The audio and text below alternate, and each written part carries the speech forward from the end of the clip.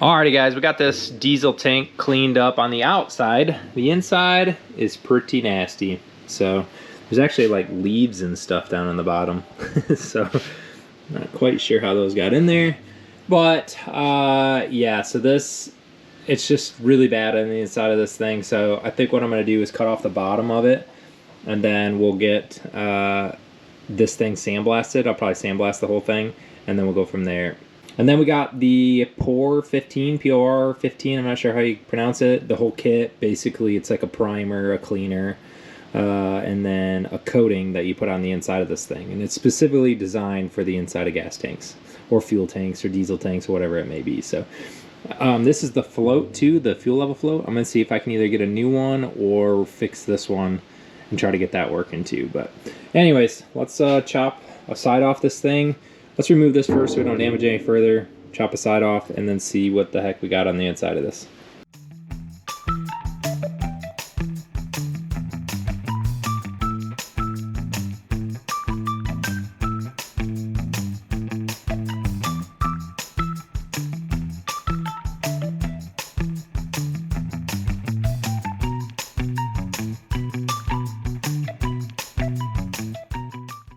Holy smokes. A lot of cutting. It's pretty thick freaking metal, man. It's like 1/8 inch wall, I think. Steel. So, a lot of nasty stuff in here. I don't know what that is. Some sort of fuel cap. A blitz. Fuel cap. We got leaves. It's actually not that rusted, which is kind of weird. This must be like...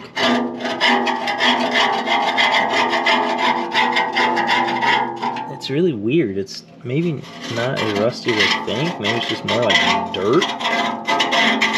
Maybe it didn't have a cap on it for a long time, because we could scrape that up and it's pretty good. This is all rusty up here though, so I don't have an answer for that. But we'll probably drop this off for some sandblasting. Well, that might be a coating on there. Probably a coating. Get it all sandblasted clean as we can get it, and then I'll weld it back together, and then basically I'll put that POR-15 stuff in here and try to get it all coated. We'll shove it back in and see if we're any better than we were. Should be better. I mean, just cleaning out this stuff would probably be better. This is what was clogging up the filters, and this tube, it'd clog up this tube. So we'll try to make sure that those are blown out as best as we can, and then put it all back together.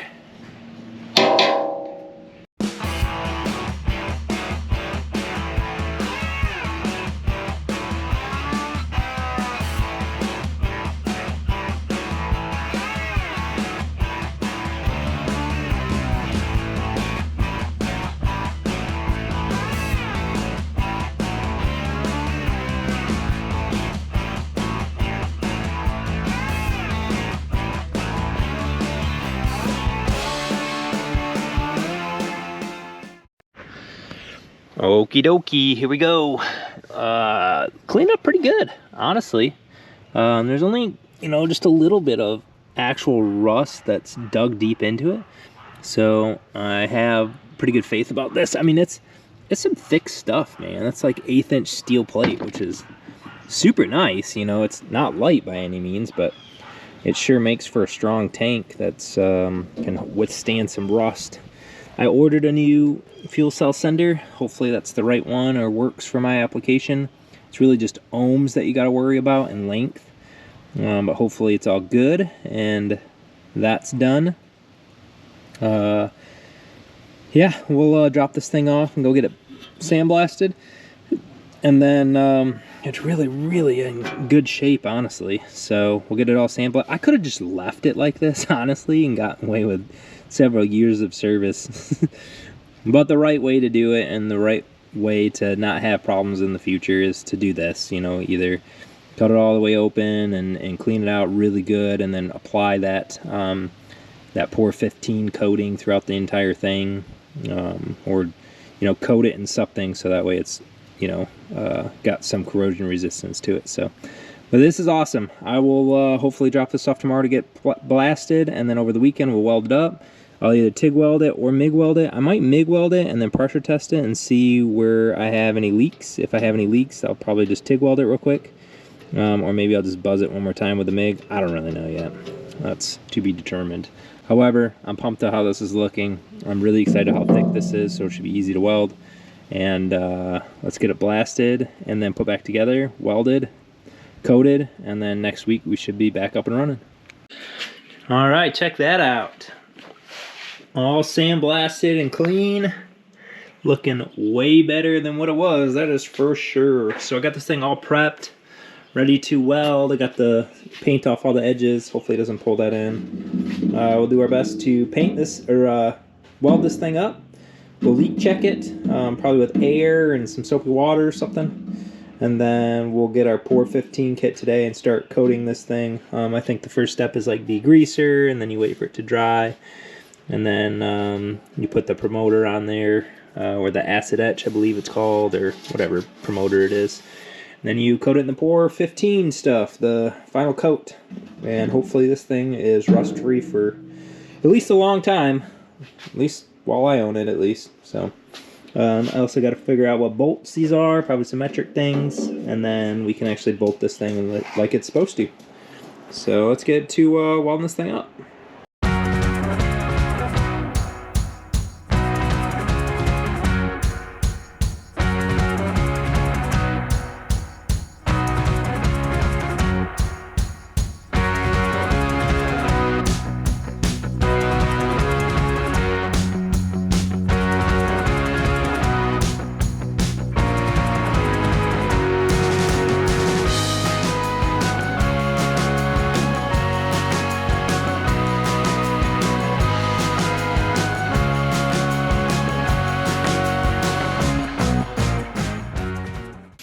Just to show you that it works, I'll just put some air in here, right?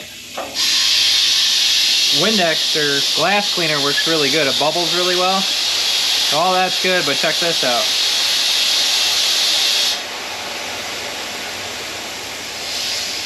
So I don't see nothing. I was concerned about this spot and this spot, so I just did another,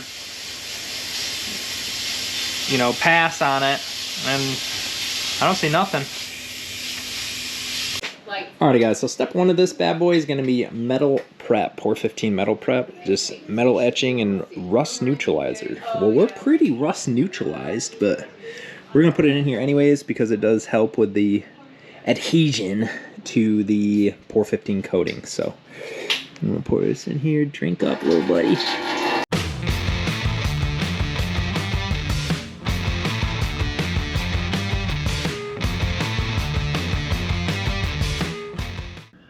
Okay, so we got the tank all flushed out. Basically, we put that promoter in there, and that sat. We had to, you know, flip it and get on this surface, get on that surface, get it all inside the tank, and let it sit there for a little bit. So I just kept flipping it, and then let it sit overnight. And now I just flushed everything out.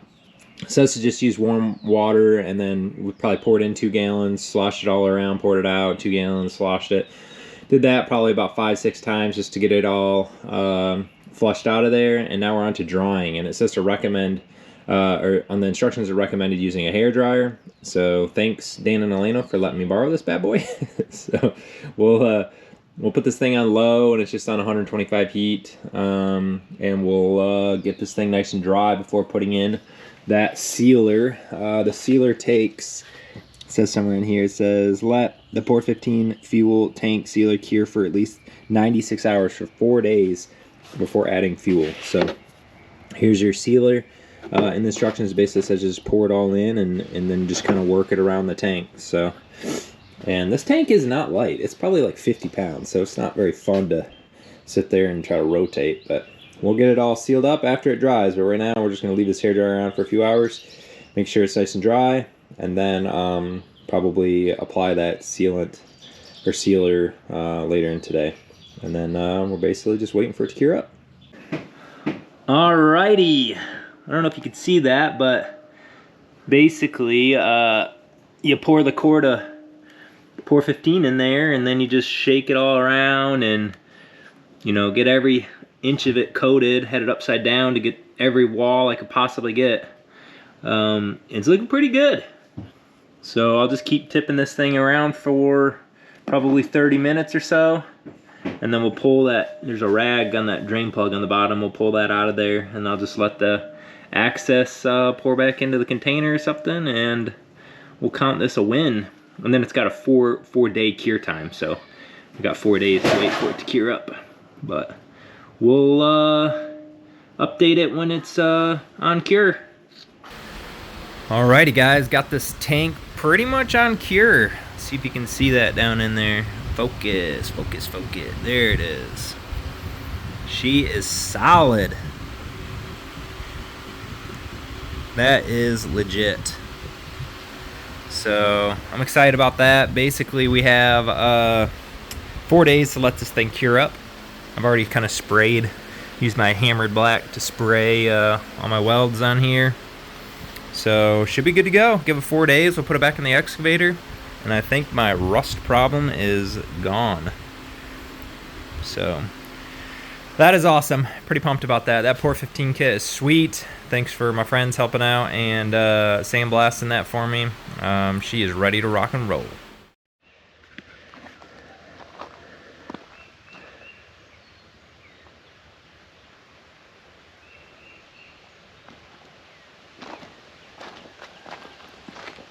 Alrighty guys, we are here out at the property.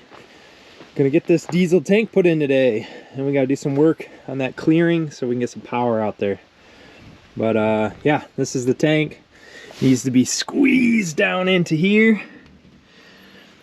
Probably a fun task to do by myself, but we're gonna give it a shot. See what happens.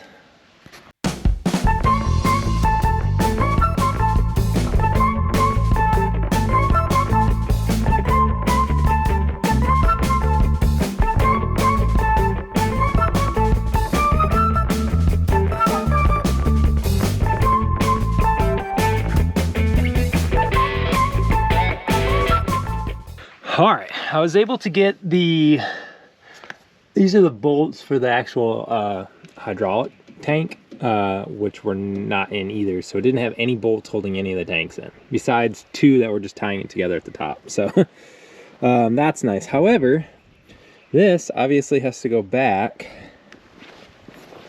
And this is how it was originally bolted in. So it bolted, this is the only bolts holding the tank together.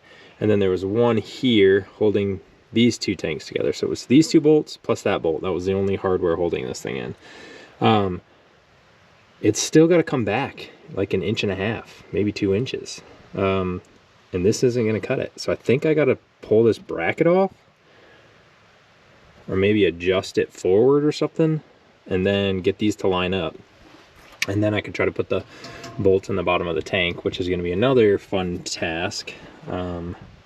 However, that's what needs to happen. So I'm gonna take these bolts out real quick, loosen this, maybe just slide this because it does have a little adjustment right here. Slide this all the way forward, see if I can line up these, and then go from there.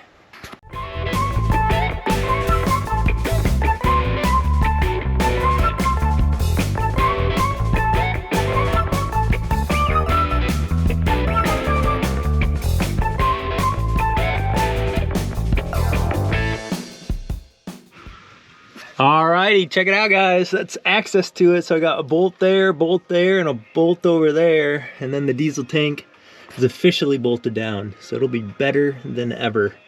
Yeah, let's do that, and then pour some diesel in it, hook up some diesel lines, some fuel lines, and then give this thing a shot. Check that out guys, that is just with maybe 1 weekend on it, maybe less, a couple of runs on it. That is just all rust pieces and just garbage in there. So, yep, that's pretty bad. I think this is the 3rd or 4th filter I put on there. But yeah, let's get this thing swapped out and then put some new fuel in the tank and start this thing up.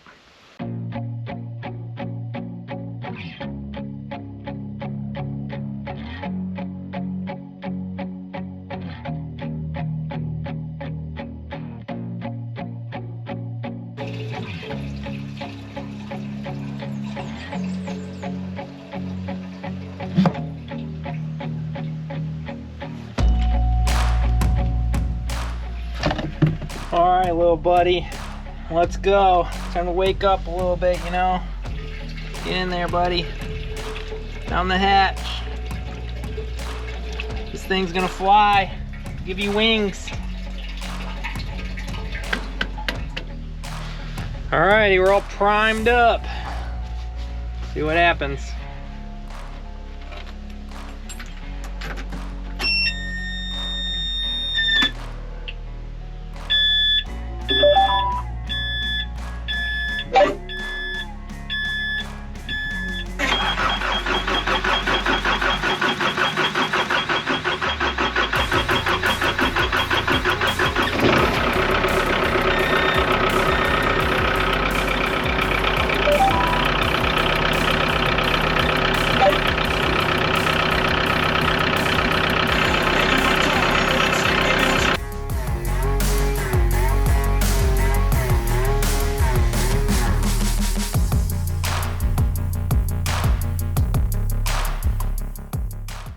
Okay, well I did a whoopsie when I coated the tank because this return line is clogged.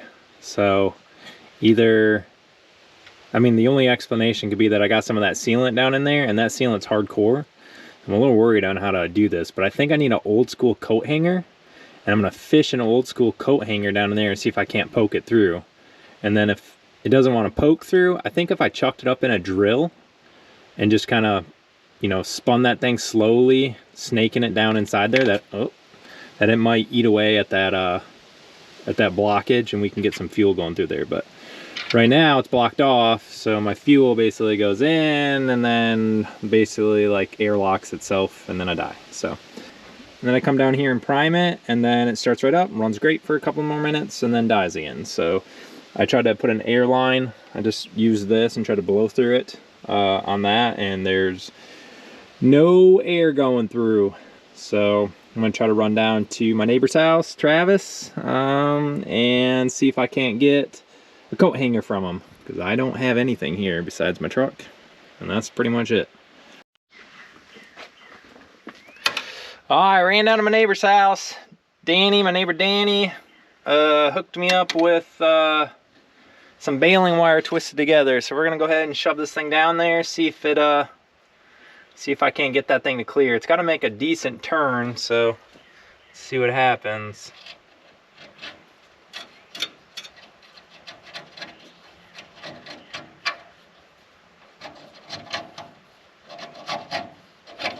Trying to.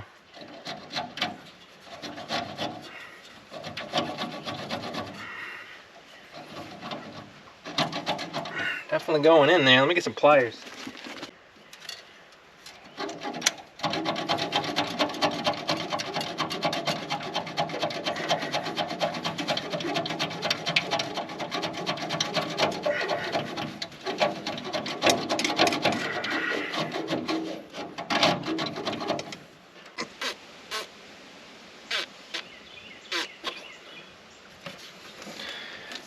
Might be moving through, but it ain't moving fast, that's for sure. Might try to chuck this up in my drill, see if I can't get it to spin down in there. Alrighty guys, so the baling wire did not work. It was just a little bit too thin. It couldn't spin it in the drill or anything like that. But I had some old 1/4-inch winch line that I had laying around the property, just steel winch line. It ended up being the perfect size for this, and went down, and the neighbor Danny helped me out and cut it in there, chucked it up in the drill, and check it out.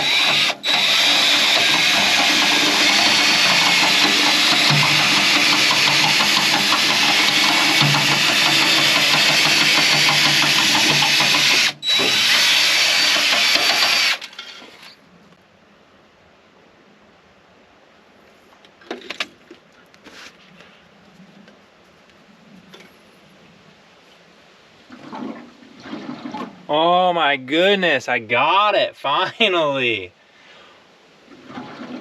Oh my gosh, what a pain in the butt. She's clear. The old winch cable, 1/4-inch winch cable, just chucked her up and ran it through there. Wow. My bad. When you coat your tank, watch for clogging the return and the in and out side, I guess. Probably don't want to clog either one of them, but we're back up. Let's get this thing buttoned up and try to move some dirt.